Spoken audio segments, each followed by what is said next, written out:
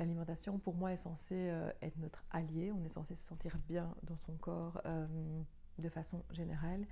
Et donc, justement, quand ça ne fonctionne pas bien ou quand je reçois des messages, par exemple, de mamans qui me disent bah, en fait, je ne savais pas ce que c'était de ne pas avoir mal.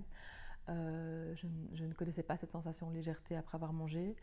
Ou enfin, ça y est, les nausées sont derrière moi, je me sens beaucoup mieux. Mon bébé ne souffre plus de reflux, l'eczéma diminue. Euh, Ce sont vraiment des clés pour moi qui me confirment dans l'idée qu'en fait l'alimentation est vraiment la base. Évidemment qu'il y a l'hygiène de vie là-dedans qui rentre dans tout ça, mais l'alimentation est pour moi la clé et c'est important de s'y attarder.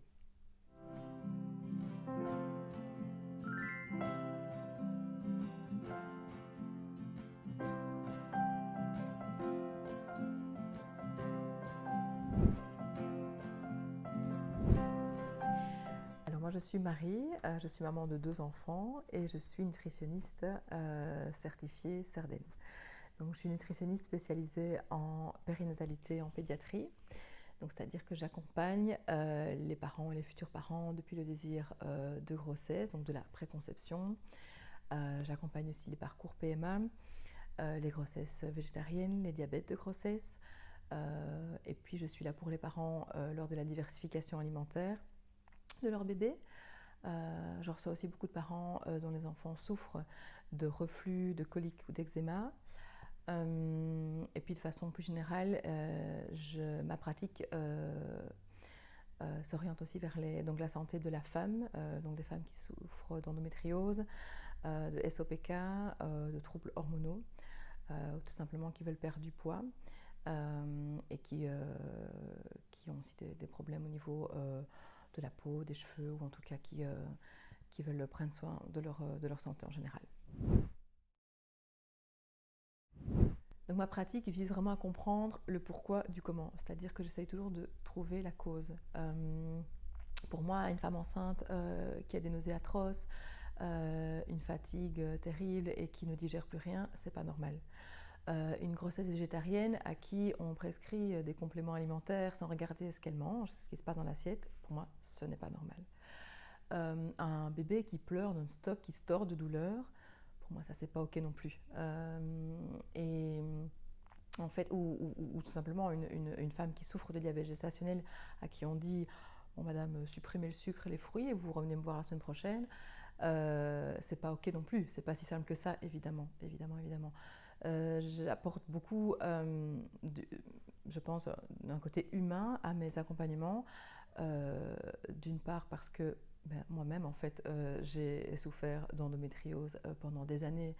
Et donc il y a plus de 12 ans déjà de ça et c'était totalement inconnu encore. J'ai entendu c'est dans votre tête madame et jamais personne n'a regardé mon assiette non plus. J'ai souffert de troubles alimentaires aussi pendant très longtemps, des soucis digestifs principalement, où on ne faisait qu'augmenter la dose des antiacides sans non plus chercher la cause. Et donc tout ça m'a vraiment révoltée en tant que femme dans mon parcours personnel.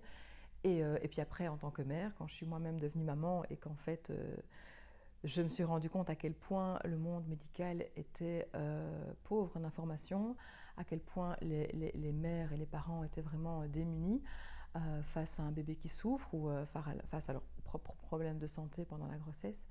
Et donc c'est pour ça que j'ai vraiment voulu, que je veux vraiment accompagner ces personnes-là. Ce public-là, qui pour moi est souvent laissé pour compte ou ne sait pas vers qui se tourner quand ces problèmes surviennent dans leur quotidien. Alors moi je propose donc des consultations individuelles ou en couple si on est donc sur un parcours préconception ou même pour des parents qui veulent avoir des informations au sujet de la diversification, souvent ils viennent ensemble. Sinon, donc des consultations individuelles. Comment ça se passe? Ça dure environ 1 heure et j'envoie toujours un rapport personnalisé avec vraiment un plan adapté à la personne. Donc, j'envoie jamais une liste de conseils tout fait, mais plutôt vraiment quelque chose qu'on a travaillé ensemble en one-to-one. Donc, des conseils qui sont adaptés à cette personne, à ce contexte et à ce moment de sa vie. je trouve ce qui est vraiment très très important parce que sinon on peut rentrer chez soi et me dire ok je vais faire ce que tu m'as dit mais en fait pas avoir la force ou la foi de les appliquer. Et puis je propose aussi des ateliers collectifs donc sur des thèmes variés comme l'alimentation de la femme enceinte, la diversification alimentaire, la grossesse végétarienne ou des trucs plus pratiques vraiment sur les lunchbox, les collations des enfants ou sur les fermentations et le lien avec le microbiote et comment on peut faire ces fermentations maison, ces légumes lactofermentés, son yaourt, etc.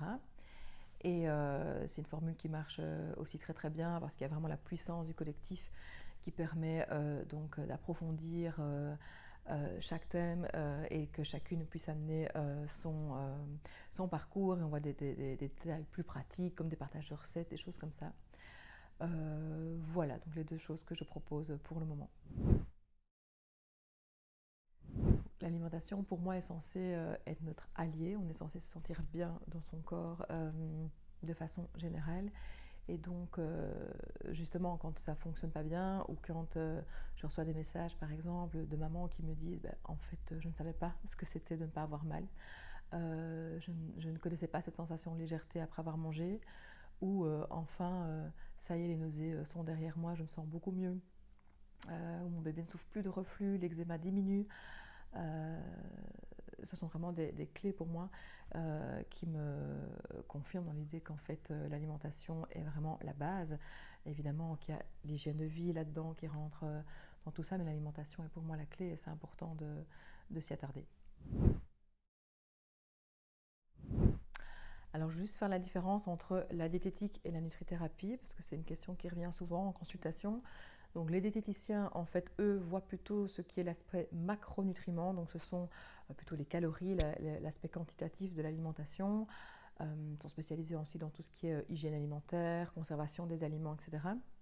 Alors que la nutrithérapie, on voit aussi tout ce qui est micronutrition, donc les vitamines, les minéraux, et c'est une approche plus holistique dans laquelle on va aussi voir évidemment à côté de l'alimentation, mais l'hygiène de vie, le sommeil, le stress, les perturbateurs endocriniens, tout ce qu'on ne peut pas quantifier uniquement à travers les grosses catégories d'aliments, donc les macros, les protéines, les lipides et les glucides. Donc on ne compte pas les calories, je ne pèse pas les aliments, je réapprends ou j'apprends en tout cas aux gens à bien manger et à connaître les aliments qui leur font du bien et qui les ressourcent. Donc pour moi, c'est vraiment important d'avoir une plateforme qui existe comme ça, comme Apiclan, sur laquelle vous pouvez retrouver tous les professionnels de la périnatalité dont on n'a parfois même pas idée en fait qu'ils existent. Voilà, lors d'une première grossesse, bon, on a bien souvent le parcours classique, gynéco, éventuellement sage-femme, et puis en fait ça s'arrête là alors qu'il y a 1000 services à disposition des mères et des futurs parents qui en fait changent complètement la donne au niveau de la transition. Je crois que toute nouvelle mère ou nouveau parent pourra vous le dire.